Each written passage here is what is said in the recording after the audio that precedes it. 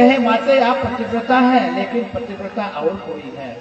इतना कह के नारद जी इन तीनों देवियों को उत्साह दिए। इन तीनों देवियों ने अपने अपने पति को उकसाई कि देखो हम लोगों का पतिव्रता का स्थान कौन ले लिया है, हम लोगों से बढ़ के कौन है, पता लगाओ। तो तीनों देवता बाबा बन गए। देखो पता लगाने के लिए बाबा का ये भेष बना लो। इस बाबा भेष में डकैत भी छुप जाते हैं। बोलो राधे राधे। तो भगवान भी भेष बनाए और आ गए चित्रकूट में। आज ये सत्यम सूर्या का आश्रम चित्रकूट है। कभी चित्रकूट जाओ? बहनी गई है, पूरे तीर्थ घूमने लगते बहनी हमारे। तो भगवान की कृपा है आपके ऊपर। तो महाराज चित्रकूट में सत्यम सूर्या के आश्रम में तीनों बाबा गए। मां भिक्षा दे, मैया भिक्षा दे। मैया भिक्षा लेके निकली।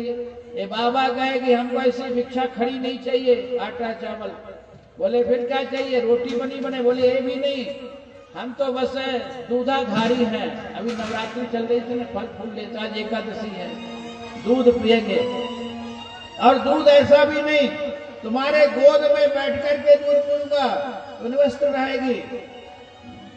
अनसुईया समझ गए बाबा नहीं है, बाबा के नाम पर बवाल है, बाबा नहीं है, बाबा दूध पीता है। अब तो सती अनसुईया ने अपने पातिव्रत के प्रभाव से इनके ऊपर कमंडल का जल जैसे छिड़की, ऐसे ये बाबा से कहे बस एक एक हाथ के बालक बन गए महाराज।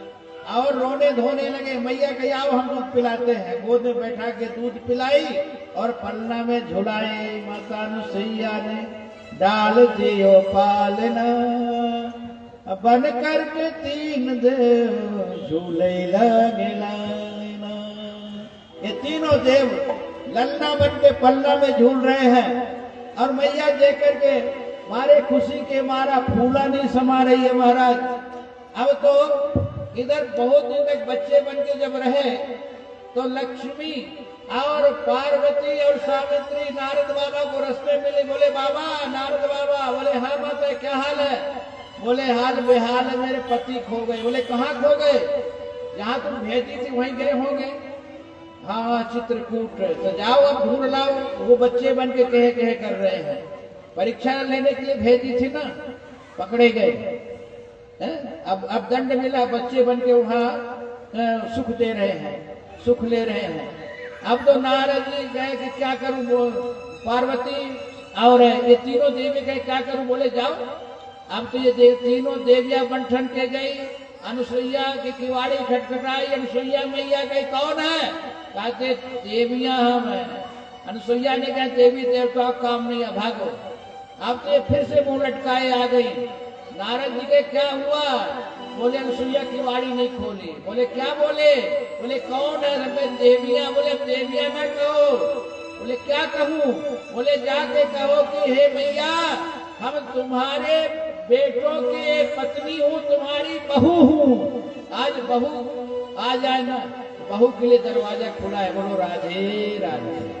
आज सब चाहते मेरे बेटा के शादी हो जाए, बहू आ जाए। अनुसुईया ने कही बहू है, जाओ, बहू के लिए स्वागत है। और ये तीनों देवियां आके बैठ गई। अत्रि ऋषि तपस्या करके आए। अत्रि ऋषि ने कही ये देवियां कौन है? अनुसुईया ने कही तुम्हारी बहुएं हैं। बहू? मेरे एक एक हाथ के बच्चे और 9-9 हाथ की बहुएं। तो ये तीनों देवियां ने पकड़ ली अनुसुईया का पांव और कही मैया मेरे पति देव है, आप इनको बच्चों से पति देव बनाओ। और मैया ने जैसे कमंडल में जल रखी थी छिड़की, ये तीनों देवता अपने रूप में आ गए। बोले भक्तवत्सल भगवान। अब तो महाराज भगवान कहे कि हे माँ तुम हमको वात्सल्य भाव प्रदान की है, तो हम लोग अपना अपना अंश एक एक बच्चा देने को तैयार हो गए हैं। तो सोमो अभूत ब्राह्मणोंसेन दत्तो विष्णु योगमित दुर्वासा शंकरांशो निबोधन प्रजा। सोमो अभूत ब्राह्मणों मतलब ब्रह्मा अपना अंश दिए सोम मतलब चंद्रमा को, ब्रह्मा के मेरा अंश चंद्रमा है। दत्तो विष्णुस्तु योगविद, दत्तात्रेय को भगवान विष्णु कहे हम अपना अंश दत्तात्रेय को दे रहा हूं। और दुर्वासा शंकरांशो, भगवान शंकर जी कहे कि हम अपना अंश दुर्वासा को दे रहे हैं। तो अब अत्रि के 3 पुत्र हो गए। कौन कौन? दुर्वासा, चंद्रमा और दत्तात्रेय महाराज। और ये तीनों देवता आ गए। इधर सुखदेव जी कहे राजन अब तो आप इधर जो प्रसूति रुचि प्रजापति से जो आकृति ब्याही थी उसके 10 पुत्र हुए। और जो प्रसूति ब्याही थी दक्ष को, दक्ष की बेटी सती हुई है। और सती भगवान शिव को ब्याही गई महाराज। और सती के कोई बेटा नहीं हुआ, कोई वंश आगे नहीं चला। क्यों? बोले ससुर दामाद का झगड़ा हो गया। अब तो विदुर जी कहे महाराज ये कथा सुना दीजिए, ससुर दामाद का झगड़ा कैसे हुआ। तो महाराज दक्ष जो है, दक्ष को नायक बनाया गया। नायक मतलब मालिक, मुखिया। तो एक बार प्रयागराज में बहुत बड़ा, जैसे मान लो आप लोग कोई संगोष्ठी करते हैं तो मीटिंग बुलाते नहीं बुलाते, एक बहुत बड़ी मीटिंग थी। और उसमें भगवान शिव विराजमान थे, ब्रह्मा भी थे, लेकिन विष्णु भगवान नहीं थे। अब तो महाराज ब्रह्मा को कोई काम आए तो ब्रह्मा चले गए उठ करके। उसी समय दक्ष आ गया। और दक्ष देखा कि सब तो हम उठ करके प्रणाम किए और ये प्रणाम क्यों नहीं कर रहा है। अच्छा कोई बड़े यहाँ मिनिस्टर आ जाए, मंत्री मिनिस्टर जो पद वाले आ जाए, तो जो स्वागत समारोह कर रहे उसको उतना नहीं देखेंगे, जो नहीं किया उसको जरूर देखेंगे। ये क्यों नहीं खड़ा, ये क्यों खड़ा। और भगवान शिव को देखो समाधि में रहते हुए, सबको नहीं पता कौन आया कि कौन नहीं आया। अब तो ये देखा तो आग बबूला हो गया। कहा कि ये मरकट लोचना है, अंदर ऐसा नेत्र है, ये इधर उधर देख रहा, भूत प्रेतों के संग में रहता है, अच्छे लोगों के साथ में रहे तो संस्कार इसके अंदर आए, शमशान में रहता है। अरे हम अपने दक्ष, मैं अपनी बेटी ब्रह्मा के कहने से इसको ब्याह दिए। हम तो एक तो नायक मुखिया हूँ, मालिक हूँ, दूसरा इसका ससुर हूँ, तो ससुर एक पिता के बराबर होता है। ये तो मेरा बेटा है, वैसे इसका कर्तव्य है कि उठ करके मेरे को प्रणाम करे। देखो कहीं के रीति रिवाज ये है कि ससुर दामाद का पांव पड़ता है, सासू माँ अपने दामाद के पांव पड़ती है। कहीं ऐसे भी रीति रिवाज है कि दामाद ससुर का पांव पड़ेगा, ऐसा कहीं है रीति रिवाज? कहीं ऐसे रीति रिवाज है कि दामाद सासू का पांव पड़ेगी? ये तो पता नहीं, लेकिन होगा उत्तराखंड में, होगा हिमाचल क्षेत्र में। तो दक्ष सोचा कि ये उठ के हमको प्रणाम क्यों नहीं किया भगवान ये शिव। और शिव कोई साधारण नहीं है, वागर्था प्रतिपत्तो, वागर्था प्रतिपत्तो, जगतो पितरो बंदे, पार्वती परमेश्वरो। ये जगत के पालनहार माता पिता भगवान शिव हैं, शिव पार्वती। तो दक्ष पद पाया, जो पद जिसको मिल जाता है तो अभिमान उसको छोड़ता नहीं है। वो स्वामी तुलसीदास जी इसलिए कहते हैं कि अस नहीं गो जन्मा जग माहे, अस नहीं गो जन्मा जग माहे, प्रभुता पाई काम पद जाए। बड़े अधिकार दक्ष जब पावा, अत्यभिमान हृदय तब आवा। तो इतना अभिमानी हो गया, भगवान शिव को गाली देने लगा। कहा ये शिव नहीं, ये सब है, दो अक्षर का नाम है, सब है, मुर्दा है, और इसको भाग नहीं मिलेगा, अधम है, देवों में अधम है। कोई यज्ञ करे न करे, भाग दे न दे, हम यज्ञ करूंगा, इसको हम यज्ञ में भाग नहीं दूंगा। ऐसा श्राप देने लगा महाराज। उसी समय नंदीश्वर से रहा नहीं गया। क्यों रहा जाए? क्योंकि किसी के स्वामी को गाली गलौज करोगे तो उसको सेवक को क्रोध आएगा कि नहीं आएगा? नंदीश्वर क्रोध आया और नंदीश्वर कहे जितने भी ब्राह्मण हैं ये सब भिखमंगा हो जाए, भीख मांगने लगे। तो भृगु जी बैठे थे। भृगु जी कहे भाई बैल को बैले से रह गए।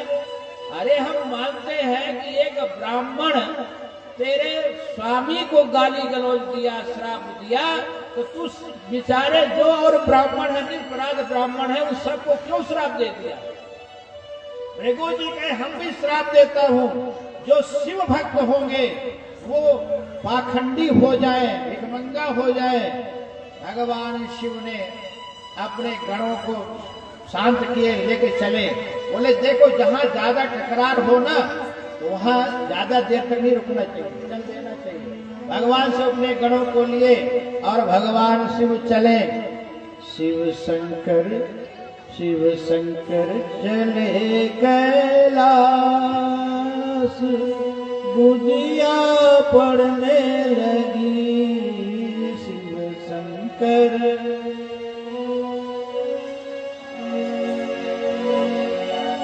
लेकिन अभी बुद्धिया नहीं पड़ रही है, तो मेरे बुद्धिया पड़ी थी। तो आगे कथा सुनिए आगे।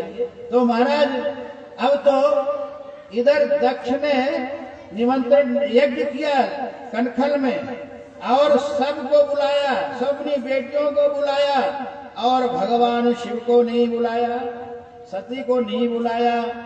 और भगवान शिव देखे कि सती कहाँ है और सती मान सरोवर में स्नान करके बाल सुखा रही थी।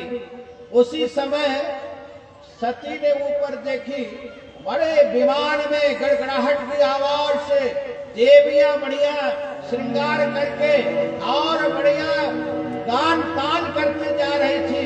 सती ने किसी को हाथ दी, कोई रुका नहीं और कोई रुका। सती पूछी कहाँ जा रहे सब लोग बंठन करके? तो देवियां आपस में एक का मुख देखती हुई कहती देखो इनके पिता ने इतना बड़ा यज्ञ किए हैं, जैसे यहाँ इतना बड़ा भागवत ज्ञान यज्ञ हो रहा है, अब कोई कहे कि हमको पता ही नहीं बता। आज इतना प्रचार प्रसार हुआ, इतना बैनर लगा, सबको सुनने में बड़ा आश्चर्य होगा कि नहीं होगा? तो ऐसे ये सब करी देवियां, इनके पिता यज्ञ कर रहे को पता नहीं, क्या निमंत्रण नहीं मिला? सती क्या कहे? सती सोचे कहते कि नहीं मिला तो बड़ी बेइज्जती होगी। सती बेइज्जती को बचाने के लिए कहीं मिला होगा निमंत्रण, हम नहीं कहे निमंत्रण नहीं मिला, लेकिन हमारे जो स्वामी हैं भोले बाबा, उनके जो भूत प्रेत गण हैं स्वभावानुसार खा गए होंगे पत्रिका को। आप रुको, मैं भोले बाबा से आदेश लेके मैं भी चलती हूँ। तो अब सती जो है तो जाके भोले बाबा से कही, अरे प्रभु भोलेनाथ, हाँ अरे आपके ससुराल में, ये नहीं करी हमारे मायके में, आपके ससुराल में बहुत बड़ा यज्ञ हो रहा, होली का सीजन चलिए, आप कैसे बैठे हैं? तो भोले बाबा कहे कहाँ हो रहा? बोले मेरे पिता आपके ससुर मेरे मायके में, आप चले। भगवान शिव कहे देवी निमंत्रण आया है। सती कही निमंत्रण? माता के पिता के गुरु के भगवान के यहाँ मित्र के यहाँ निमंत्रण ज्यादा परखने की जरूरत नहीं है, सुने और चल देना चाहिए। भगवान शिव कहे चल देना चाहिए देवी, ठीक है, लेकिन तदपि विरोध मान जा कोई, वहां गए कल्याण न होई। वहां जाओ लेकिन सम्मान हो आपका, तब तो ठीक है, और विरोध करे कोई, इनको आया इनको कौन बुलाया, तब तो अच्छा नहीं है। इसलिए गोस्वामी तुलसीदास जी भी कहते हैं, आवत ही हर से नहीं नैनन नहीं स्नेह, तुलसी तहां न जाइए, कंचन बरसे में। अरे आपके जाने से उसके अंदर के प्रेमाश्रु न उमड़े। बाहरी पक्ष से चाहे कितना आपका स्वागत सत्कार करे, या तक सोना ही क्यों ना बरसा दे, लेकिन उसके घर नहीं जाना चाहिए जब तक अंदर से प्रेमाश्रु न उमड़े। अब जैसे कहो कोई महापुरुष आ जाए, महाराज आ गए हैं तो बैठ जाओ, तो गया क्या? अरे महाराज आइए आइए, अरे आपका स्वागत है, मेरे पता नहीं है आप, अरे धन्य है, आज मेरा भाग्य खुल गया, आपके दर्शन से मैं कृतकृत्य हो गया। तो वो फिर वहां निमंत्रण जरूरत है, अपने आप चलेगा। एक बार नहीं, बार बार फिर जाना चाहिए। तो महाराज भगवान शिव कहे उचित नहीं जाना, छोड़ो सती के मैं अपना मायका छोड़ दूंगी आपके कारण। भगवान शिव कहे हाँ हाँ, हम कौन होते हैं, तुम मायका क्या को छोड़ेगी। और भगवान शिव अब सती और क्रोधित हुई, तो भगवान शिव ने और थोड़ा घी की आहुति दे दिए। बोले दक्ष सकल सुता बुलाई, हमारे पैर तुम ही बिसराए। ये तुम्हारा पिता ने अपनी सब बेटियों को बुलाया है, और यहाँ तक हमारे कारण हमारे से बैर दुश्मनी किया, इसलिए तुमको भी भुला दिया। अरे हमसे दुश्मनी है उसका, तुमसे थोड़ी है। वो आए और कहे हम अपनी बेटी बुलाने आए हैं, हम क्या मना करते, ले जाता। और तुम अपनी पिता के बड़ी दुलारी हो, तुमको भुला दिया। सती ने कही कि हमारे पिताजी से आपकी दुश्मनी, क्या दुश्मनी है? और वो जो मैं आपको भी बता चुका, यही भगवान शिव बताए। लेकिन जब दुश्मनी हुई थी, भगवान शिव इसको बात को ओपन नहीं किए, बताए नहीं। आज के दामाद थोड़ी सी झगड़ा हो जाए तो अपने आय और पत्नी पर कहते सास का गुस्सा पतोह के ऊपर, तो ससुर का गुस्सा पत्नी के ऊपर उतार देते हैं आज के दामाद लोग। लेकिन भगवान शिव उस अपमान को, जो शिव जहर पान कर सकते हैं, कालकूट जहर, तो क्या किसी का अपमान रूपी कालकूट नहीं पी सकते? भगवान शिव उस कालकूट को पी गए, अपमान रूपी कालकूट को। आज सती के कहने से भगवान शिव को याद आ गया, बता दिए। सती कही कि तो मैं तो जा रही हूं। भगवान शिव कहे हाँ देवी जाओ, अवश्य जाओ। देखो इस सती और शिव से प्रसंग ये लेना चाहिए आज की बेटियों का, कि आज की बेटियां हमारी ससुराल जाती हैं और ससुराल में थोड़ा सा दुख हो गया तो बस माँ को फोन करें, माँ कहे क्या हमारे घर में कोई कमी था, मेरी बेटी को तुम प्रताड़ित कर रहे हो, और बेटी को बुला लेंगे और तलाक की नौबत आ जाएगी, कोर्ट कचहरी जिंदगी भर बस आप फिरते रहोगे। देखो एक बेटी 10 दिन अपने ससुराल में रह के आई, जब मायके आई तो बेटी के माँ गंगा सागर जाने को तैयार हो गई। तो बेटी ने कही कि माँ तुम्हारी आज्ञा हो तो मैं भी तुम्हारे साथ गंगा सागर चलूं आपकी सेवा के लिए। तो वो बेटी की माँ कहती है बेटी हम तुमको आज्ञा नहीं दे सकते। बोले क्यों? बोले तुम अपने ससुराल से आदेश ले आओ, अपने पति से, अपने ससुर से, सास से, यदि वो आज्ञा दे देते हैं तो तुम चलो हमारे साथ। बेटी ने कही कि माँ तुम्हारा अधिकार हम पर अब नहीं है। माँ कहती नहीं बेटी, बोली मैं 10 दिन वहां लगा के आई तब उनका अधिकार है, उनसे पूछने जाओगी, आपसे नहीं। बोले नहीं, हमारा अधिकार कब तक था? बोली बेटी कहती माँ तुम हमको 9 महीना तक अपने गर्भ में रखी, जन्म दी, पाली पोसी, पढ़ाई लिखाई बड़ी की, योग्य की, आज मैं 10 दिन वहां लगा के आई तब तुम्हारा अधिकार हम पर नहीं है। माँ कहती अब अधिकार नहीं है, जन्म देना ये मेरा धर्म कर्म था, तुमको पढ़ा लिखा के सुयोग्य ये मेरा धर्म कर्म था, और अब मैं कन्या दान कर चुकी हूँ, दान तो दान, अब हमारा अधिकार तुम पर नहीं है। अब तुम्हारा घर, असली घर तुम्हारा ससुराल है, मायका नहीं है। मायका कब तक? आज बेटी भले पराई लगे, अपने को महसूस करे। जब बेटी के एक दो बेटा हो जाते हैं ना, तो वही घर फिर ससुराल ही घर है। कोई कहे कि बेटी रह जाए 4 दिन, नहीं माँ जी बच्चे हैं, वो जहाँ जाते हैं, ये है वो है, समय नहीं, फुर्सत नहीं है। और जब ससुराल जाएगी तो उसको कैसे लगेगा? धन्य है बेटी जो दो रिश्ता को जोड़ती है, जो माता पिता में प्रेम रहता है वो सीधे सास ससुर और अपने पति में प्रेम को जोड़ देती है। धन्य है बेटी। इसलिए मैं कहा गया बेटी तो सौभाग्य से होती है। बोलो राधे राधे। अब तो ये हम आज की बेटियों को शिक्षा लेना चाहिए, और आज की माताएं अपनी बेटी को ऐसा ही शिक्षा दे जिससे आज की बेटियों का घर न उजड़े। जो संस्कारवान वाली माताएं हैं वो अपनी बेटी को जरूर ऐसी शिक्षा देंगी, और जो संस्कार से वंचित है, सत्संग से वंचित है, तो बेटी का घर उजाड़ देती है। बोलो राधे राधे। लेकिन सती नहीं मानी। भगवान शिव कहे देवी ऐसे मत जाओ, धार्मिक जाओ। भगवान शिव नंदीश्वर को कहे जाओ अपने माँ सती जा रही मायके अपने, जाओ उसको अपने पीठ पर चढ़ा के छोड़ आओ।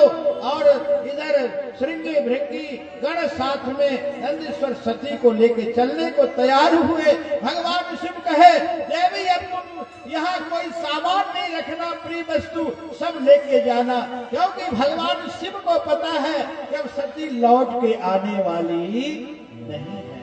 तो फिर इसका सामान देख करके हमको याद आएगा। तो क्यों कहते हैं ना कि न आँखी देखे न चंद्रा लागे। जब आँखी देखेंगे नहीं तो लगेगा कैसे? लगेगा ही नहीं। इसलिए भगवान शिव ने सती को कहे, और सती सब सामान लेके डोलची बांधी अपना और चल दी। और जैसे पहुंची अपने मायके में, दक्ष तो आंख फाड़ करके देख रहा था, ये क्यों आई, इसको किसने बुलाया है, कौन निमंत्रण इसको दिया है? दक्ष न पूछी कछ कुशलाता। और तो महाराज इधर माँ तो माँ होती है, माँ तो बड़े प्रेम से मिली। माँ का हृदय कठोर नहीं होता, माँ का हृदय अति उदार होता है। माँ केवल मिली, बड़े प्रेम से मिली माँ। माँ तो माँ है, माँ को क्या कहना है? माँ तो परमात्मा में समाई है, माँ तो महात्मा में समाई है। पूत कपूत भलो, लेकिन माता को माता न भवती। माँ का हृदय अति उदार, माँ ने गई। और भगनी मिली बहुत मुस्कुराता, और बहन मिली तो मुस्कुराते हुए मिली। क्यों? क्योंकि व्यंग्यात्मक कि हम तो अपने अपने पति के साथ आई हूँ और तुम अकेले आई, भोले बाबा कहाँ है? अब जब दक्ष कोई कुशलता नहीं पूछा तो सती जहाँ यज्ञ हो रहा है वहां गई, और वहां जाकर के देखी कि भगवान शिव का भाग नहीं है।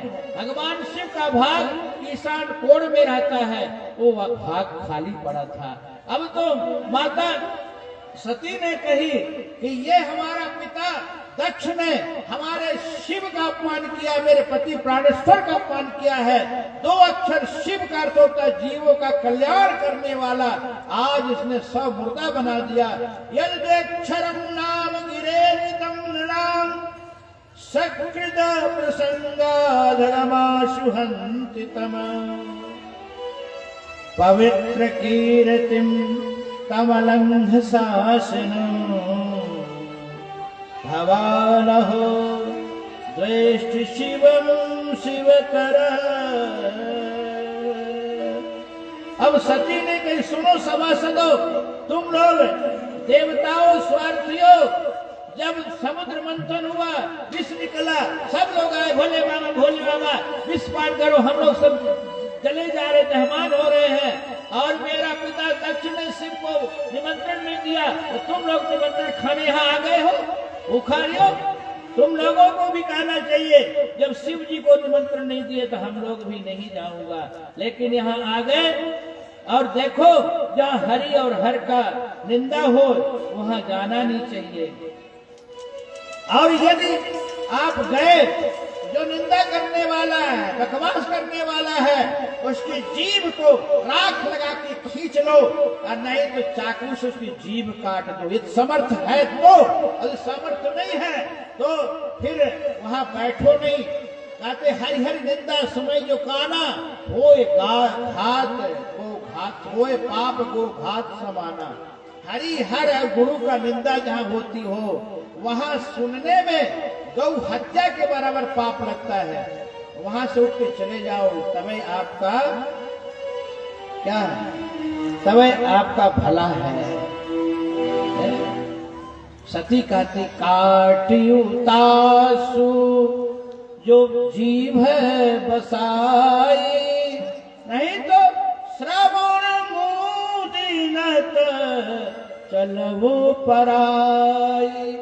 श्रवण मतलब कान, कान मूंद करके वहां से निकल जाओ, इसी में आपका भला है। सती ने कही अब मैं लौट करके नहीं जाऊंगी, क्या मैं यही कहलाऊंगी कि मेरे भोले बाबा कहेंगे आ गई दक्ष सुता, और ये निंदित पिता के बीच से मैं हुई, तो मैं अपने शरीर को नहीं रखूंगी। और योगाग्नि के द्वारा सती ने ये अग्नि को स्मरण की है, और उसी समय सती जल के खाक हो गई। महाराज, सती दक्ष में यज्ञ विध्वंस हो गई। सती योग के द्वारा शरीर को छोड़ी है, और सती अपने रूप में जगदम्बा के रूप में विराजमान हो गई है। देखो, जगदम्बा पहले से सती थी। दक्ष ने सती बेटी को पाने के लिए तपस्या किया हिमाचल प्रदेश प्रांत में, तो माँ भगवती प्रकट हुई जगदम्बा। बोले क्या चाहते हो राजन? दक्ष ने कहा कि मेरी कोई बेटी नहीं है, आप बेटी के रूप में आ जाइए।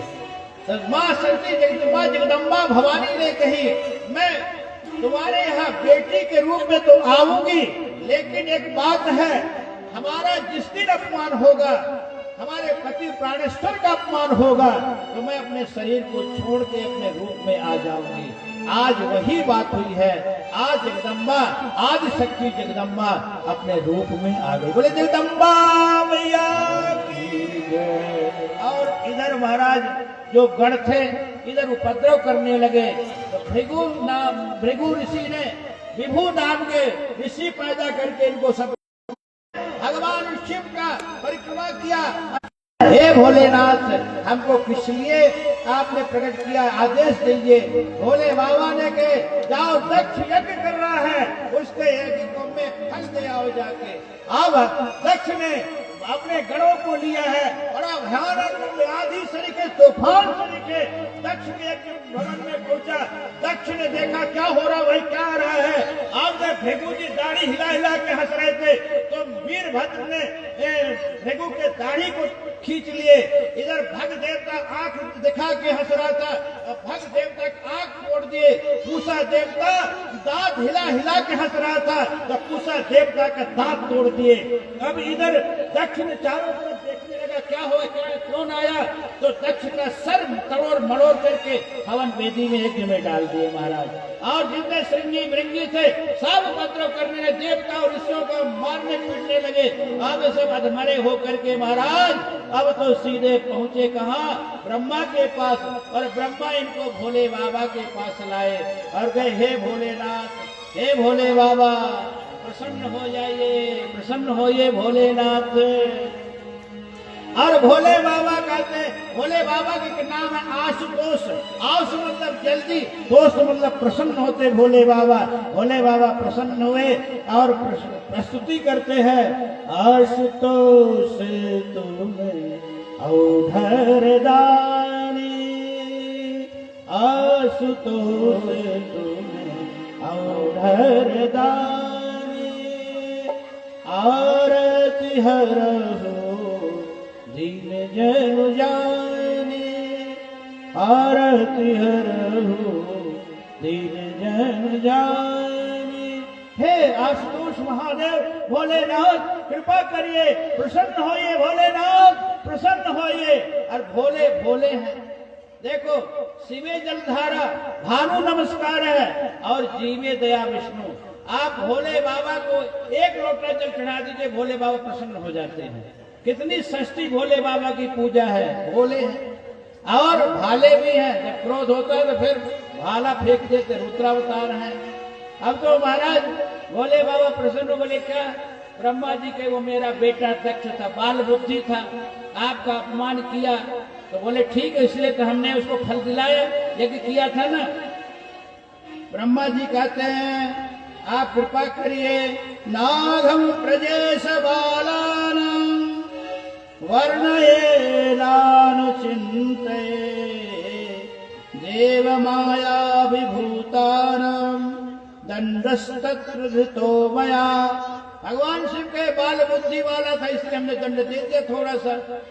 अब भगवान शिव ब्रह्मा जैसे इसके यज्ञ में गए, उसी समय भगवान विष्णु प्रकट हो गए। बोले विष्णु भगवान की, यज्ञ नारायण भगवान की। भगवान चाहे कि नारायण का प्रादुर्भाव हो जाए तो यज्ञ सफल हो जाता है, यज्ञ नारायण है। भगवान दक्ष को कहे, दक्ष देखो हम तीनों देवता एक हैं, ब्रह्मा विष्णु महेश, नाम जरूर अलग अलग है, रूप भले अलग अलग है, लेकिन हम तीनों एक हैं। तीनों देवता का कोई एक देवता का अवहेलना नादर कर देता है, वो तीनों देवता का अनादर हो जाता है। अब दक्ष बेचारा अब कैसे स्तुति करे। भगवान शिव देखे कि अब इसके तो सर जल के खाक हो गया है, तो बकरा को बलि देने के लिए रखा गया था, तो वही भगवान शिव बकरे का सिर काटे और इसके सिर लगा दिए बकरे का, दक्ष के।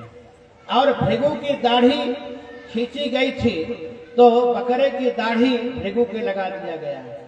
पूषा देवता के आंख फोड़ दिए थे, तो बोले कि अब इसके बकरे का आंख लगा दिए। भग देवता का दांत तोड़ दिए, बोले इसके दांत नहीं लगाऊंगा। बोले क्यों? बोले ये ब्राह्मण जो है, तो ये ब्राह्मण यजमान के यहाँ ही अपना पेट पूर्ति करेगा। देखो जब ये पितर पक्ष आता है ना, 15 दिन कनाता जिसको पंजाबी में बोलते हैं, तो ब्राह्मणों को 15 दिन तो खूब चकाचक बढ़िया भोजन। हम ही ब्राह्मण हैं, अवहेलना नादर नहीं कर रहा हूँ, आप चिंता न करें कि महाराज जी ब्राह्मण बन के और कोई अवसर हो और अवहेलना करे, नहीं, मैं भी ब्राह्मण हूँ, देखिए यथार्थ बात कर रहा हूँ। तो एक ब्राह्मण देव एक यजमान के यहाँ भोजन करके आए और रात्रि में खूब उनकी दस्त किए और खाट बिछा करके जैसे बैठे थे, दूसरा यजमान आ गए, बोले पंडित जी महाराज, बोले हाँ आज मेरे पिताजी का श्राद्ध है, आप आइए, निमंत्रण पाइए। पंडित जी कहे हाँ हाँ हाँ जरूर आऊंगा। भगत जी बोले कै बजे आओगे? बोले 11:30 बजे। अब तो पंडितानी उस समय गोबर टार रही थी अपने सिर पे डलिया में रख करके, गाय भैंसों का। पंडितानी ने कहा नहीं जाएंगे। बोले क्यों?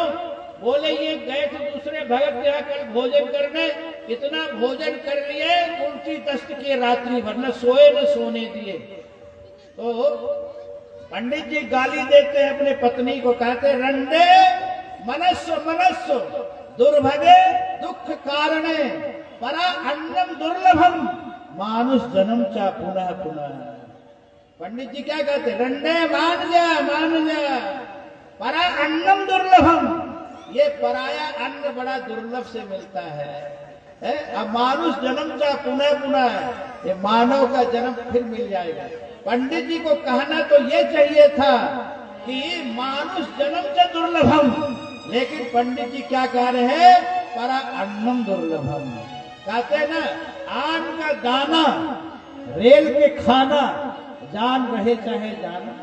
हमारे पहलवान जी कहते महाराज आपको इतना हम काजू किशमिश बादाम और ये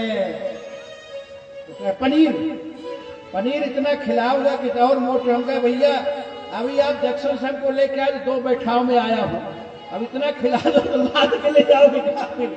जो ट्रेन भी हमने पकड़ पाएंगे। हमारे मारवाहा जी भी आ गए हैं और पहलवान जी कह रहे महाराज जी अब मारवाहा जी को बोलो कि रिजर्वेशन कराएं आपका। हम कहा जरूर कराएंगे, लेकिन अभी हमको थोड़ा दुबले पतले तो होने दो, मोटे तगड़े हो कैसे मैं जाऊंगा, हमको नहीं चिंता हो रही है। तो महाराज ब्रह्मा जी ने भगवान शिव की स्तुति किया है दक्ष, बकरे के सिर में बेनियाता, और इधर भगवान फिर से ये यज्ञ किया है, भगवान से प्रसन्न हुए हैं। और इधर मैत्री जी कहे, विदुर जी मैं आपको अभी देवभूति के बेटियों का मैंने सुनाया, मन शत्रुपा के बेटियों का प्रसंग सुनाया, अब बेटों का प्रसंग सुनिए। तो महाराज इनके दो बेटे हुए थे मनु शत्रुपा के, जो मैं बताया था आपको, उत्तानपाद और प्रियव्रत। और उत्तानपाद जो है, उत्तानपाद के पहली रानी सुनीति थी, और सुनीति के कोई पुत्र नहीं हुआ। तो महाराज ये बेचारे उदास रहते थे। तो सुनीति ने कह दी कि आप हमसे प्रसन्न नहीं है तो आप दूसरा विवाह कर सकते हैं। तो ये दूसरा विवाह किए और उसका नाम सुरुचि हुआ। अब महाराज दो पत्नी हो गई, जहां दो पत्नी है तो वहां ठक्कर तो लगेगा ही, ये स्वाभाविक ही है। अब तो महाराज कहते न, एक बार एक पति के दो पत्नी थी और वो दोनों सेवा बांट ली, एक पैर की सेवा हम करेंगे और एक पैर की सेवा मैं करूंगी। समस्या ये हुआ, एक दिन वो पैर दबा रही थी अपने पति का और उसका पैर उसमें टच हो गया। उसने कही जो हमने पैर बांटी थी उसमें टच हो गया तो मैं तुझको छोड़ूंगी, तेरा पैर छोड़ूंगी नहीं। डंडा उठाई और पति के पांव में दे दी, पति का पांव टूट गया। वो कही अच्छा हम भी कमजोर थोड़ी हो, वो भी डंडा उठाई और पति के पांव दूसरा तोड़ दी। ये सेवा है? कहते हैं ना ये सौतिया डाह सेवा नहीं है। सौतिया डाह जानते कि नहीं जानते? सौत कहती हमारी सौत आ गई है, सौत बन के आई है।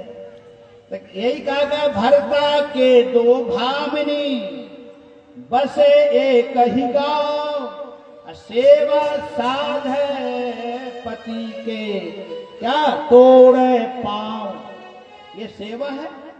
तो ऐसे जब सुरुचि आई तो सुनीति झगड़ा करने लगी। सुनीति एक दिन अपनी डोलची उठाई और जंगल में जाके घास फूस की झोपड़ी बना के भजन करने लगी। इधर उत्तानपाद सुरुचि से प्रेम में रहने लगे। एक दिन उत्तानपाद शिकार खेलने गए जंगल में, और जंगल में आधी बहार वर्षा जब आया तो एक झोपड़ी देखे, और जैसे झोपड़ी के अंदर गए तो सुनीति ने समझ गई, सुनीति को तो पता मेरे पति देव है, बड़ा स्वागत सत्कार किया अपने पति देव का। रात्रि में गर्भाधान हुआ और सुनीति के गर्भ में ध्रुव आए हैं। अब तो महाराज जी लौट आए वापस राजधानी, और समय आने पर सुरुचि के भी बेटा हुआ। अब उसका नाम हुआ उत्तम। ये उत्तानपाद है कौन? आध्यात्मिक रूप में देखा जाए ये जीव ही उत्तानपाद है, और इसके दो पत्नी है सुनीति और सुरुचि। ये हमारी बुद्धि ही सुनीति और सुरुचि है। सुनीति जो सुंदर नियम से चले, धर्म कर्म से चले, वो सुनीति है। और सुरुचि जो कहे किसी को अच्छा लगे हमको तो अच्छा लगे, हम अपने अनुसार चलोगे। कोई कहे कि भाई तुम बेढंगा कपड़ा क्यों पहन के आई हो, अरे तो बाबा तो अपना नजर सही कर, हम पहले जैसे हमारा मर्जी होगा। तो वो सुरुचि, वो मानो तो सुरुचि ही है। और जो धर्म युक्त मर्यादा युक्त अपना पोशाक पहनती है वो सुनीति, मानो सुनीति है। तो हमको सुरुचि नहीं बनना है, हमको ये उत्तानपाद के दो पत्नी शिक्षा लेना है, धर्म युक्त रहना है, मर्यादा युक्त रहना है। तो महाराज अब तो जैसे उत्तानपाद को पता चला कि मेरी बड़ी रानी की बेटा हुआ है, उसी समय उत्तानपाद ने मंत्री को भेजे, जाओ मेरी बड़ी रानी को बुला लाओ बड़े आदर सम्मान के साथ। और सुनीति आई, राजमहल में रहने लगी। एक दिन महाराज ध्रुव अपने बाल सखाओं के साथ में खेल रहे थे और वहीं सुरुचि बैठी थी। और महाराज ये जैसे ही पिता के गोद में बैठना चाहे, उसी समय ये सुरुचि ने ध्रुव का हाथ पकड़ करके खींच ली, झकझोर दी और कही, तुम बनौसा वन में रहने वाले, ये तुम्हारे पिता नहीं है, ये तुम गद्दी हथियारने आए हो यहाँ, तुम जंगल में जंगली हो, ये तुमको ये गद्दी चाहिए तो तुम जंगल में जाके तपस्या करो और वहां तुमको भेड़े सिंह जानवर खा जाए, हिंसक, तुम मर जाओ और फिर हमारे गर्भ में आओ और हमारा पुत्र कहलाओ, तब तुम इस गद्दी के लायक हो। सुरुचि ने ध्रुव को क्या क्या नहीं कहती, ध्रुव का कितना बड़ा अपमान हुआ, क्या हुआ कर मेरा अपमान, जो पिता ने दिया त्याग और बाद सुरुचि के आगे एक शब्द नहीं बोल पाए महाराज। उसी समय ध्रुव बेचारे चलते और ध्रुव आकर के अपने माता से कहने लगे, लेकिन जो राजमहल में बात हुई वो सुनीति के दासी ने आकर के सब बात बता दी। सुनीति ने कही कि बेटा तुम्हारी माता क्या कही, चाची क्या कही है, ठीक तो कह रही है, तुमको पिता की गोद क्या परम पिता की गोद मिलेगा, तुम तपस्या करो तब भी अगम न संसारा, कुछ पाना है तो खोना पड़ता है, अपने गम को भूल जाओ, तपस्या करो। अरे ये तुम्हारे पिता की गद्दी नहीं, तुम्हारे ये परदादा गद्दी है, परदादा भी तुम्हारे पिता को गद्दी दे के चले गए और उनको परम पिता का आश्रय मिला है, तुमको परम पिता का आश्रय मिलेगा। देखो समाज में बहुत सी माताएं हैं, लेकिन सुनीति ऐसे माता मिलना मुश्किल है। यदि आप में से कोई बेटा का कोई भी माता ऐसे बोल दे जिसके दो पत्नी हो, डंडा लेके दौड़ बजे, क्यों है तेरे पति मेरा पति नहीं है, तेरे पुत्र का भी पिता मेरे पिता का पुत्र नहीं, कैसे मेरे बेटा क्यों बोल दी, झगड़ा होगा कि नहीं होगा, महाभारत हो जाएगा। लेकिन सुनीति धन्य है, सुनीति महाभागवत में माता सुनीति धन्य है, मानस में सुमित्रा अम्बा धन्य है, जो लक्ष्मण को बैराग का पाठ पढ़ाती है कि तुम्हारे माता पिता श्री सीताराम जी हैं। और महाभारत में मातु मंदालसा जानो, जो अपने तीनों पुत्रों को बैराग का पाठ पढ़ाती है। धन्य है सुनीति माँ। और सुनीति ने कही बेटा जाओ तपस्या कर लो। अब तो सुनीति ने देखो बेटा वही है और पुत्रवती माता अपने को माँ वही समझे जिसका बेटा राष्ट्र सेवा में, जिसका बेटा संत सेवा में लग गया, जिसका बेटा संत बन गया, वही पुत्रवती है। वो स्वामी जी कहते हैं पुत्रवती जुवती जग सोई, पुत्रवती जुवती जग सोई, रघुपति भगत जासु सुत होई। और दूसरी बात तुलसीदास जी क्या कहते हैं कि वो माँ जिसका बेटा रघुपति भक्त नहीं है, राष्ट्र सेवा नहीं, संघ सेवा नहीं है, तो वो माँ जन्म नहीं दी बच्चा को, बियाई है। बियाई कह रहे हैं, ब्याती कौन है, गाय जानवर ब्याते हैं ना, बोले ब्याई है, वो है जन्म नहीं दी है। अब कहते भल बज बाज बियानी, राम विमुख सुनते ही जानी, जिसका बेटा भगवत विमुख हो गया है वो माँ क्यों ब्याई है। ऐसे गोस्वामी जी कह रहे हैं, कहते नारी निंदा मत करो, नारी गुण के खान, नारी से पैदा हुए ध्रुव प्रहलाद समान। कहते नारी का निंदा मत करो, नारी गुण की खान है। लेकिन एक बार और कहा गया, कहते नारी निंदा खूब करो, नारी अवगुण की खान, नारी से पैदा हुआ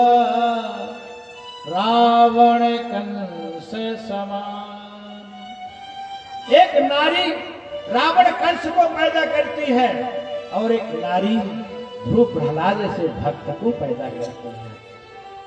तो महाराज देवर्षि नारद जी अब ध्रुव को रास्ते में मिल गए। नारद जी कह रहे, ओ बालक कहां जा रहे भाई? अहो 5 वर्ष का बालक, क्षत्रिय बालक, इतना रोष, अरे विमाता कहने से तुम कहां जा रहे हो? बोले मैं भगवान को प्राप्त करने के लिए भगवत दर्शन भजन करूंगा। अच्छा, तुमको डर नहीं लग रहा है? जंगल में बड़े बड़े भेड़िया हैं, सिंह है, खा जाएंगे। जाओ जाओ जाओ, लौट जाओ जाओ। नारद जी कहे, ध्रुव कहे कि नारद बाबा आप हैं? हाँ। बोले जब मेरे को नींद नहीं आती तो मेरी माँ लोरी सुनाती थी। एक नारद बाबा हैं जो भागवत विमुख है, उनको भागवत सन्मुख क्यों लगा लेते हैं? आप हमको घर से मैं निकला भगवत भजन करने के लिए, तो आप हमको घर भेज रहे हैं? अब सुनो नारद बाबा, जो कीचड़ से निकल आया और फिर जाए तो कायर कभी लगे न किनारे। आगे पग पीछे पग उठारे, वो कायर कबहू लगे न किनारे। आप मेरे को घर क्यों भेज रहे हैं? नारद ने समझ गए जरूर इसके आत्मबल है, आत्मनिष्ठा है, जरूर ये भगवत प्राप्त कर लेगा। नारद जी के भगवत प्राप्ति के लिए पहले गुरु बनाना चाहिए, गुरु की आवश्यकता है। देखो गुरु है क्या? गु मतलब अंधकार, रु मतलब प्रकाश। जो अंधकार से प्रकाश की ओर ले जाता है, जो मृत से अमृत की ओर ले जाता है, जो असत से सत्य की ओर ले जाता है, वही तो गुरु है। इसलिए उपनिषद में कहा गया, अस्तो सदगम तमसो ज्योतिर्गम मृत्योरमृतम गम। गुरु मतलब बड़ा होता है, लघु मतलब छोटा होता है। बिना गुरु के आपका उद्धार नहीं हो सकता। कोई कहता कि हमारे गुरु तो हनुमान जी हैं। हमने कहा हनुमान जी, तो हनुमान जी को भी गुरु बनाना पड़ा कि नहीं पड़ा? हनुमान जी किसको गुरु बनाए? सूर्य देव को। हनुमान जी गुरु सूर्य देव जी हैं। राम को भी गुरु बनाना पड़ा। कुल गुरु वशिष्ठ, विश्वामित्र गुरु। बोले कृष्ण, बोले वंदे कृष्ण जगत गुरु, जो पूरे विश्व का गुरु है, वो भी गुरु बनाया। संदीपनी को गुरु बनाया, विद्या सीखा। फिर आपको इस खेत का मोली है जी। बाबा गोस्वामी तुलसीदास जी को लिखना पड़ा, गुरु बिनु भवनि तरय न कोई, हे गुरु बिनु भवनि तरय न कोई, जो विरंचि शंकर सम होई। बिना गुरु के तर नहीं सकता, उद्धार नहीं हो सकता। चाहे विरंच ब्रह्मा विष्णु वैसा ज्ञानी ध्यानी शिव वैसे क्यों ना हो। इसलिए गुरु बनाने की आवश्यकता है। गुरु भव के बंधन से मुक्त कर सकता है। फिर गुरु किसको बनाए? ऐसे जहां नाम जिसका हो, अरे बड़े इनके आश्रम में एरोप्लेन से चलते हैं। बोले नहीं, हार्ट का गुरु बाट का चेला, सुबह मुड़ा तो शाम को अकेला। ऐसे गुरु मत बना लो। कहते पानी पियो छान के, गुरु करो जान के। उसको हमारा ये उद्धार कर सकता है। आप जिस संत महापुरुष के पास जाओ, आपके मन में ऐसा विचार आए, इससे हमारा कल्याण होगा, इनको मैं गुरु बना लूं। किसी कहने से मत बनाओ, अपने अंदर जब विचार हो उनको गुरु बनाओ। एक बार उड़िया बाबा वृंदावन में बड़े सुप्रसिद्ध संत उड़िया बाबा। अच्छा, इनको उड़िया बाबा क्यों बोले जाते हैं? एक ने से पूछा कि तो आप महाराज आप उड़िया बाबा क्यों बोलते हैं? एक ने कहा महाराज ऐसा है ना, हम एक जगह भागवत किया और वहां बड़े हमसे बड़े नेमी प्रेमी, बड़े स्नेही मिलजुल गए। अब हम कहे कि महाराज अब हमको कल निकलना है, कथा विश्राम हो गया। पहलवान जी कह नहीं महाराज जी 4 रोज रहो, अभी आपको बालकनाथ घुमाएंगे, यहाँ घुमाएंगे। ऐसे प्रेम नेम हो जाता। फिर बोले आज नहीं, जब 4 बजे महाराज आज रुको, कल जाना। अरे कल महाराज सोचे कि ये तो जाने नहीं देंगे भाई, अब कैसे निकले। तो उड़िया बाबा क्या किए कि साड़ी पहने और घूंघट में निकल गए, वहां से किसी को पता नहीं चला। बोलो राधे राधे। तो बोले मैं उड़ करके चला गया, कोई पता जैसे हमको उड़िया बाबा बोलते हैं। अच्छा, और दूसरा मेन तो उड़िया मतलब उड़ीसा के थे, इसलिए हमको उड़िया उड़िया बोलते थे। तो उड़िया बाबा किसके गुरु थे? स्वामी अखंडानंद जी। वृंदावन में आज अखंडानंद आश्रम के नाम से जाना जाता है। जो एकादश भागवत में एकादश स्कंद में उड़िया ये अखंडानंद से सम्मत लिया गया है। उनको भगवान सामने दर्शन दिए अखंडानंद महाराज को। तो उड़िया बाबा एक बार ट्रेन से जा रहे थे, एक ने पूछा महाराज ये बताइए गुरु क्यों बनाना चाहिए, गुरु क्यों बनाना चाहिए? 2 बार पूछे, महाराज कुछ नहीं पूछे। बोले महाराज आपसे पूछ रहे गुरु क्यों बनाना चाहिए? तो महाराज कहे हमसे क्यों पूछ रहे हो? बोले जानने के लिए। बोले बस इसीलिए गुरु बनाना चाहिए, कुछ जानने के लिए, कुछ ज्ञान अर्जन करने के लिए ही गुरु की आवश्यकता है। बोले गुरुदेव भगवान की। बिन गुरु ज्ञान की ज्ञान हो विराग बिनु। बिना गुरु के ज्ञान नहीं हो सकता और बिना ज्ञान के वैराग नहीं हो सकता है। इसलिए गुरु बनाने की आवश्यकता है। देवर्षि नारद जी ने मंत्र दिए हैं ध्रुव को, और 12 अक्षर मंत्र हमारे जो पंडित जी भागवत में जाप करते हैं, हवन कराएंगे, वही 12 मंत्र मिला। ओम नमो भगवते वासुदेवाय। ओम नमो भगवते वासुदेवाय। ओम नमो भगवते वासुदेवाय। ओम नमो भगवते वासुदेवाय। ओम नमो भगवते वासुदेवाय। वासुदेवाय कृष्ण देवाय। वासुदेवाय कृष्ण देवाय। ओम नमो भगवते वासुदेवाय। ओम नमो भगवते वासुदेवाय। ऐसा देवर्षि नारद जी 12 अक्षर मंत्र दिए। और तंत्र भी देखो, मंत्र और तंत्र। तंत्र मतलब कैसे जाप करे, कहाँ जाप करे, जाप करने की विधि भी जाननी चाहिए। देखो, मंत्र राजनित जपई तुम्हारा, पूजई तुम्हि सहित परिवार। गुरुदेव के मंत्र पर विश्वास करो और मंत्र राज को जाप करो, और आप भगवान के परिवार का पूजन करो। जो चाहो आप वो फल मिलेगा। बोलो राधे राधे। देवर्षि नारद जी ने मंत्र तंत्र दिए और कहे कहाँ जपूं? बोले मधुवन, मथुरा में, यमुना किनारे। पहले इसका मधुवन नाम था मथुरा का। मधुस्राव हो रहा था और लवणासुर की राजधानी थी। शत्रुघ्न ने लवणासुर का वध करके और शत्रुघ्न ने ये मथुरा पर राज्य किए हैं, शासन किए हैं। आज मथुरा के नाम से जाना जाता है। ध्रुव ने अब तो कछु दिन भोजन बारी बतासा, कछु दिन सहे कठिन उपवासा। ध्रुव जी कुछ दिन भोजन में रहे, कुछ दिन साग फल खाए और कुछ दिन फिर सब छोड़ दे, जल भी पिए, जल भी छोड़ दे, वायु सेवन करने लगे। अब तो महाराज इंद्र बड़ा कंपित हुआ।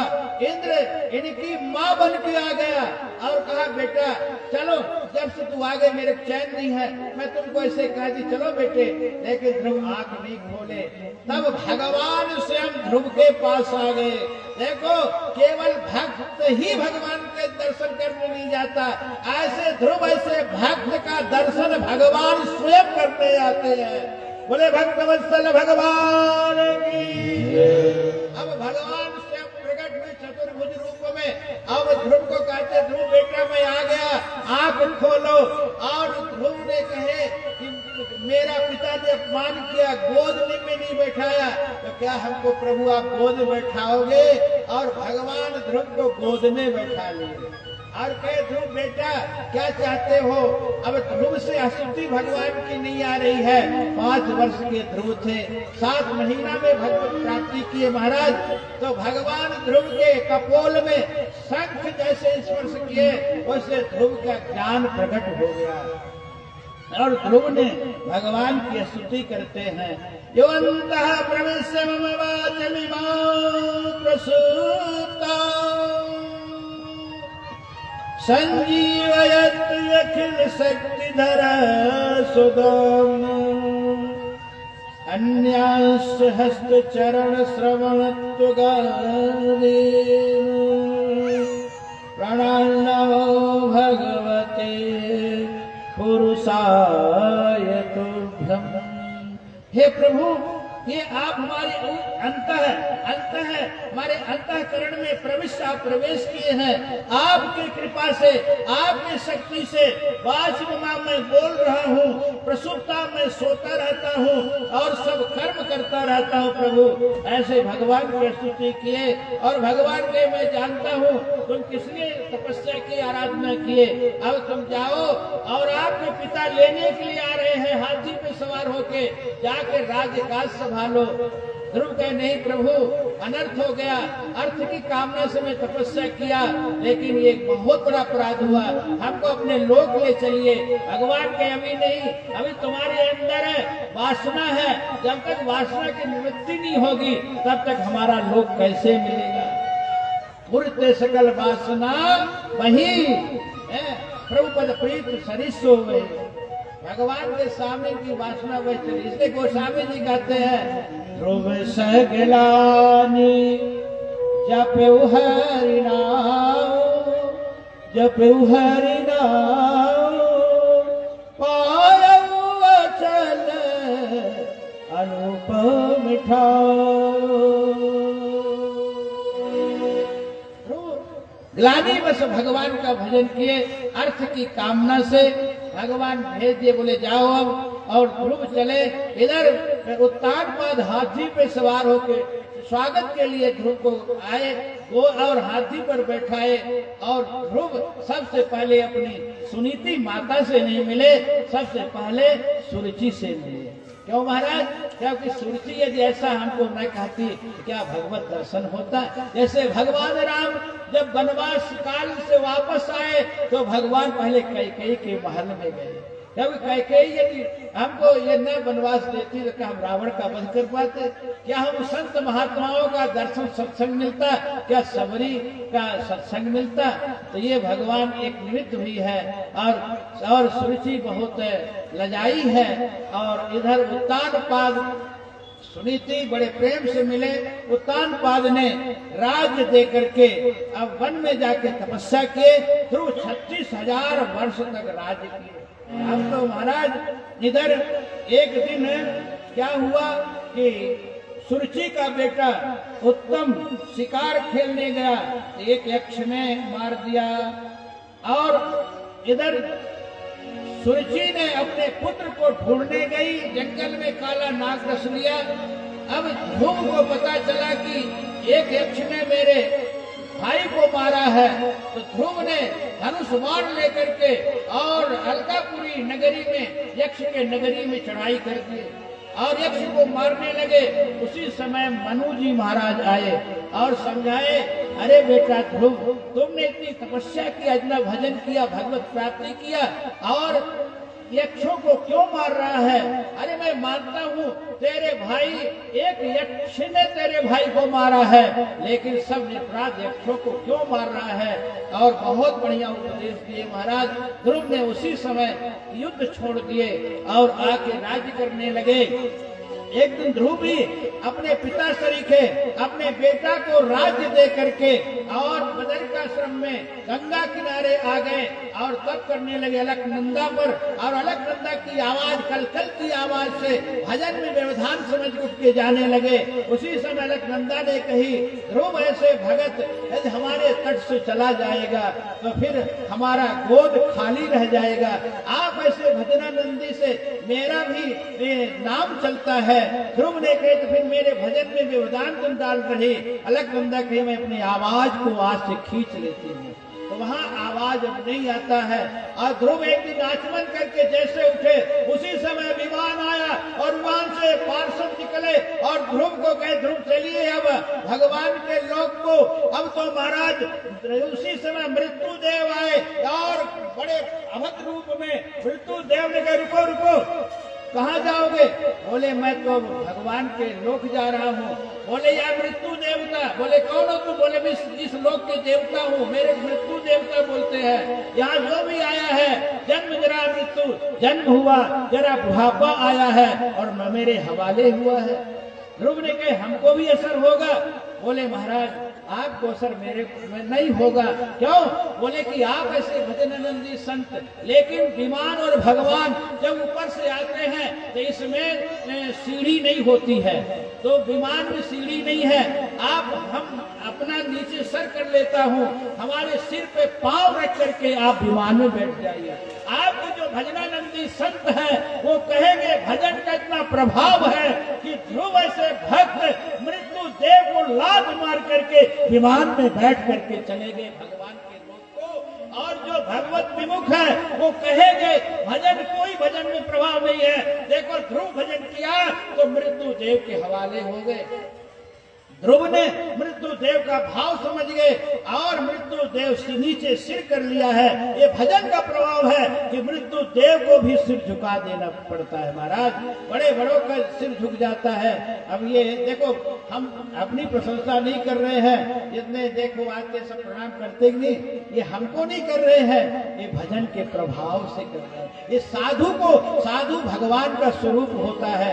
आप लोग पाँव पड़ते हैं, मेरा भी पाँव पड़ते हैं, ये साधु का पांव। संत भगवान कोई अंतर नहीं, भगवान का स्वरूप है।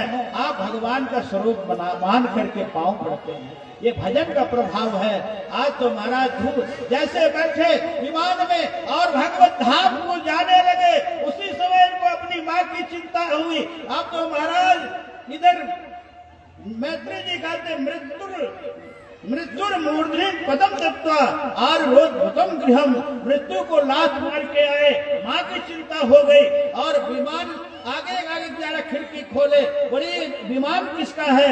बोले ये आपकी माँ बैठ के विमान में जा रही है। देखो जिसका बेटा भगवत भजन आराधना करेगा तो क्या उसके माता पिता नरक जाएंगे? अरे उनके बेटे 21 पीढ़ी को तार देता है। बोलो राधे राधे राधे। इस प्रकार से ध्रुव जा करके, ध्रुव गोलोक के ऊपर ध्रुव लोक है और ध्रुव जाके विराजमान हो गए। नारद जी सोचे मैं अपने शिष्य से मिलाऊं। अब नारद जी देखे, अरे मेरा बेटा, मेरा शिष्य तो बढ़िया गद्दी में बैठा प्रसन्न में, लेकिन नारद जी को जब देखे ध्रुव, आंखों में अश्रु आ गया ध्रुव के। बोले क्या हुआ बेटा? बोले आप ऐसे गुरु पा करके और मैं अर्थ की कामना किया। बोले कोई बात नहीं, भले तुम कामना किए लेकिन तुम सप्तर्षियों में चमकते रहोगे। आज ध्रुव तारा के नाम से जानते ध्रुव जी महाराज। इस प्रकार से ध्रुव का आगे वंश बढ़ा। नाम जपो ते जन्म सुधारो, सत्संग दे नाल प्यार करो। नाम जपो ते जन्म सुधारो, सत्संग दे नाल प्यार करो। नाम जपो ते जन्म सुधारो, सत्संग दे नाल प्यार करो। नाम जपो ते जन्म सुधारो, सत्संग दे नाल प्यार करो। ओ सत्संग दे नाल प्यार करो, सत्संग दे नाल प्यार करो। सत्संग दे नाल प्यार करो, सत्संग दे नाल प्यार करो। नाम जपो ते जन्म सुधारो, सत्संग दे नाल प्यार करो। नाम जपो ते जन्म सुधारो, सत्संग दे नाल प्यार करो। सत्संग दे विच जो कोई आवे, उसदा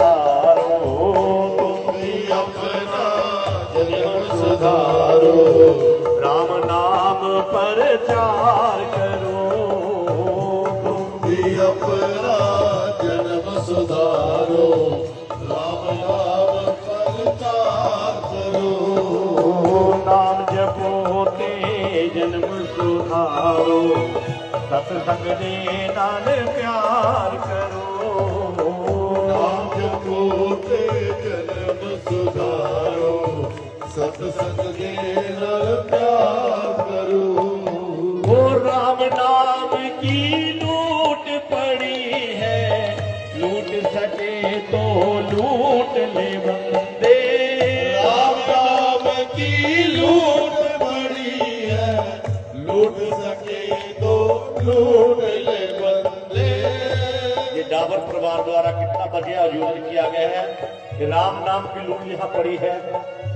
जो भी लूटना चाहता लूट सकता है, दोनों हाथ से ताल लगाते हुए, जीवा से इनाम से दर्शन करते हुए। लेकिन हम क्या लूटने आते हैं? राम नाम को भूल जाते हैं, लंगर को लूटने आते हैं। लंगर में लाइन भी सही नहीं लगाते हैं। लंगर लूट लो जितना लूटना। रोज मैं अनाउंसमेंट करता हूँ कि लंगर में अपनी थाली को उतना ही खिलवाएं जितना आप खा सकते हो, क्योंकि ये अन्न का कण और संत का मिश्रण बहुत कीमती होते हैं। इनको वेस्ट नहीं करना, बर्बाद नहीं करना चाहिए। फिर भी कई लोग इतना थाली में डुबा जाते हैं और थाली में भी यही छोड़ जाते हैं। अपने कुर्सी के ऊपर बैठते हैं, जिस कुर्सी के ऊपर बैठकर खाते हैं वही थाली छोड़ जाते हैं। मैंने कल सर्वे किया इस बात का, इसलिए लंगर नहीं लूटना, ये राम नाम की लूट पड़ी है। इसको लूट सके तो लूट लो। राम नाम की लूट पड़ी है, लूट सको तो लूट ले बंदे। राम नाम की लूट पड़ी है, लूट सके तो लूट ले बंदे। वो जब तक जग में रहेगा प्यारे, खत्म ना होंगे तेरे धंधे। जब तक जीवते रहेगा प्यारे, खत्म ना होंगे तेरे धंधे। राम नाम का सिमरन करके, राम नाम का सिमरन कर ले, जीवन का उद्धार करो। राम नाम का सिमरन करके जीवन का उद्धार करो। राम जपो ते जन्म सुधारो, सत्संग दे नाल प्यार करो। आप जपो ते जन्म सुधारो, सत्संग दे नाल प्यार करो। अभी 5 मिनट और कथा करेंगे, इसके बाद फिर आप लोग आरती होगी। क्योंकि चतुर्थ स्कंद को पूरा करने दो, जब कन्हैया आएगा कल, और यदि हमने पूरा करे कन्हैया भाग जाएगा, इसलिए हम उसको यहाँ बुलाना है। और बहुत दूर अभी जंक्शन है, कल का जंक्शन बहुत दूर है, इसलिए थोड़ा आगे बढ़ना है। तो यही ध्रुव के वंश में अंग राजा अंग हुए। अंग का एक ही पुत्र बेन हुआ, बड़ा दुराचार हुआ, अत्याचारी किया, और अपने राज्य में ये कहा नष्टव्यम न दातव्यम न होतव्यम कुचित रीति न्याय धर्म हेरी घोषेण सर्वसा। अब जो ऋषि महात्मा हवन पाठ पूजा करे ये बंद करा दिया। कहा ये भाई एक एक कीना की हवन कुंड में क्यों डाल रहे हो? बोले क्यों डाल रहे? बोले हाँ, बोले यज्ञ करते हैं कि नारायण प्रसन्न होते हैं, और प्रसन्न होकर देवता वर्षा करते हैं, वर्षा से वृष्टि से अन्न होता है, और उसका आधान से हवन तो करना चाहिए पाठ पूजा, और देख ले देवता को शक्ति मिलती है।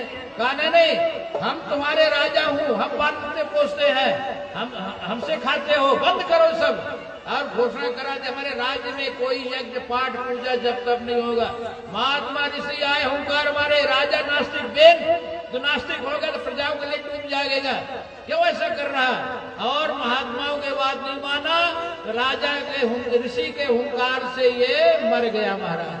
अब तो ऋषियों ने इसका मंथन किए, इसके मंथन से एक ऐसा बौना निकला। कहा क्या करूं काम, क्या करूं? बोले निश्चित निश्चित। बोले कि तू निश्चित मतलब जंगल में जाओ, और जंगल में जाके बाघ वृक्ष देखने लगा महाराज। निश्चित जाति हो गया। अब तो फिर मंथन करते दक्षिण भुजा से किए, एक पुरुष निकला और उनका नाम हुआ पृथु। पृथु भगवान के अवतार। बोले पृथु महाराज की। और वाम भाग से मंथन किए, एक कन्या निकली, उसका नाम अर्ची हुआ। आगे चल करके इन दोनों का बहुत धूमधाम से विवाह हो गया। और महाराज पृथु जब राजा हुए तो प्रजाएं सब दौड़ी आई, भूखी प्यासी महाराज पृथु के पास। बोले क्या हुआ? बोले पृथ्वी अपने ऊपर अनाज छुपा ली है। अब महाराज पृथु को क्रोध आया। महाराज ने तो धनुष बाण लेकर के दौड़े, रथ में बैठे। पृथ्वी गौ का रूप धारण करके दौड़ी। अब तो महाराज पृथ्वी कहती महाराज आप तो भगवान के अवतार है, और भगवान हमारे रक्षा के लिए आते हैं। विप्रधेन सुर संस्कृत लीन मनुज अवतार, और आप हमको मार क्यों रहे? तब महाराज पृथु कहे कि प्रजा भूखी प्यासी है, तुम अनाज अपने ऊपर क्यों छुपा ली? तो पृथ्वी ने कहती है ये राजा बेन के अत्याचार से मैं अपने ऊपर अनाज छुपाई हूँ, आपको कुछ लेना देना है, दोहन पात्र लाओ दुह लो। और महाराज पृथु ने दोहन किए, और इसके बाद प्रजा बड़ी प्रसन्न हुई। महाराज पृथु ने मेघ यज्ञ किए, और अश्व जैसे घोड़ा छोड़े। इंद्र ने 100 यज्ञ तो पूरा 99 यज्ञ किए, 100वां यज्ञ में इंद्र ने घोड़ा चुरा लिया। अब तो महाराज इनका पुत्र विजितासु ने इंद्र को पकड़ा, और घोड़े पे जहाँ घोड़े बचते वहां बांध दिया। भगवान ने एक दिन नारायण आए, बोले ये देवताओं का राजा है, इसको क्यों बांध दिए? बोले हमारे ये यज्ञ में विघ्न डाला है। भगवान कहे तुम हमारे अवतार हो, क्या चाहिए तुमको? रिद्धि सिद्धि? बोले नहीं महाराज। बोले हमारे शरीर में पूरे कान दे दो। बोले क्यों? बोले आपकी कथा सुनने के लिए। भगवान ने महाराज पृथु को 10,000 कान दिए, और इसके बाद इनके ही वंश में राजा प्राचीन वरही हुआ। और राजा प्राचीन वरही इतना यज्ञ किया कि पूरा धरती कुशा से पाट दिया महाराज। अब नारद जी आए, और नारद जी ने कहे प्राचीन वरही धरा। बोले हाँ महाराज। नारद जी अपने माया से आकाश में इसको दिखाए। बोले देख आकाश में अब वो तो बड़े पैनी सींग वाले जानवर, एक बड़े रंभार, एक क्रोधित होके राजा प्राचीन वर ही डर गया। बोले महाराज ये किसके लिए इंतजार? बोले तेरे लिए, तू मर करके आ और अपना बदला लेंगे। जब तूने निरपराध पशुओं को यज्ञ में बलि दिया है ना, देखो यज्ञ में बलि नहीं दिया जाता है, यज्ञ बलि दोगे तो तामसी यज्ञ हो जाएगा, वामपंथी यज्ञ हो जाएगा। कोई भी देवी देवता को बलि देते हुए प्रसन्न नहीं होते हैं। ये तो तुम लोग बना दिए हो कि ये मैया को प्रसन्न करते हैं, मैया किसी की बलि नहीं लेती है। अब तो महाराज तूने निरपराध पशु का वध किया है। अब तो बेचारा बड़ा डरा प्राचीन वरही। नारद जी ने बढ़िया उपदेश दिए हैं प्राचीन वरही को। प्राचीन वरही को ज्ञान हुआ। प्राचीन वरही के 10 पुत्र हुए। प्राचीन वरही जंगल में भजन करने चला। अब प्राचीन वरही के 10 प्राचेतस पुत्र हुए। अब तो ये भाइयों में बड़ा प्रेम था। भगवान शिव का रुद्र मंत्र यज्ञ के शिव को प्रसन्न किए। और महाराज इस प्रकार से चतुर्थ स्कंद हम यहीं पर विश्राम ले रहे हैं। कल से पंचम स्कंद में प्रवेश करूंगा और कन्हैया कृष्ण भगवान तक कथा जाएगा। आप सब लोग पीले वस्त्र पहन के आना, श्याम सुंदर पीत वस्त्र है, और साथ में कन्हैया के स्वागत में आना। कन्हैया को माखन मिश्री प्रिय है। यहाँ बड़ा स्वागत, बड़ा यह सजावट होगा। बस इन्हीं शब्दों के साथ अपने वाणी को विराम। ओम नमः पार्वती पते हर हर। बम बोले बम बोले बम बम बम बम बोले बम बोले बम बम बम बोले बम बोले बम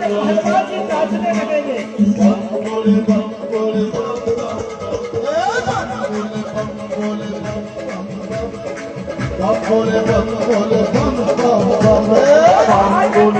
बोले बम बम बोले बम बम बोले बम बोले बम बम बोले बम बोले बम बम बोले बम बोले बम बोले बम बोले यही वो तंत्र है, यही वो तंत्र है, यही वो तंत्र है,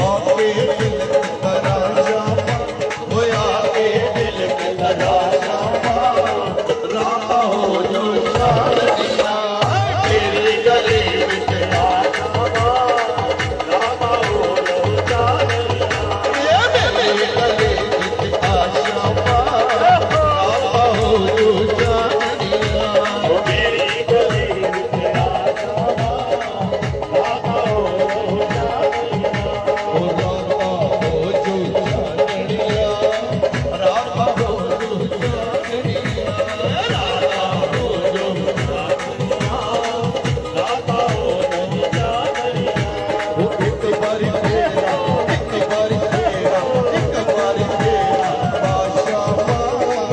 रामा हो जो शादिया एक बार तेरा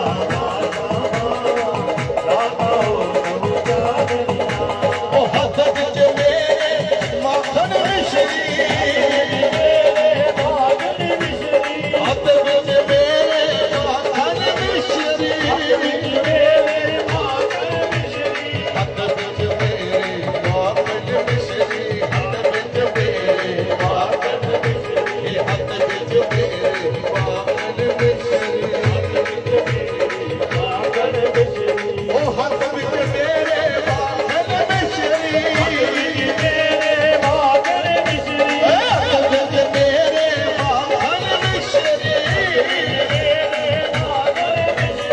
आगे भोग लगा श्यामा आगे भोग लगा श्यामा रामा हो जो शादिया आगे भोग लगा श्यामा रामा हो जानिया एक बार तेरा श्यामा रामा हो जो शादिया भाई मेरा बाजामा रामा हो जानिया ओ रामा हो जो शादिया रामा हो जो शादिया रामा हो जानिया रामा हो जानिया रामा हो जो चांदनिया रामा हो जो चांदनिया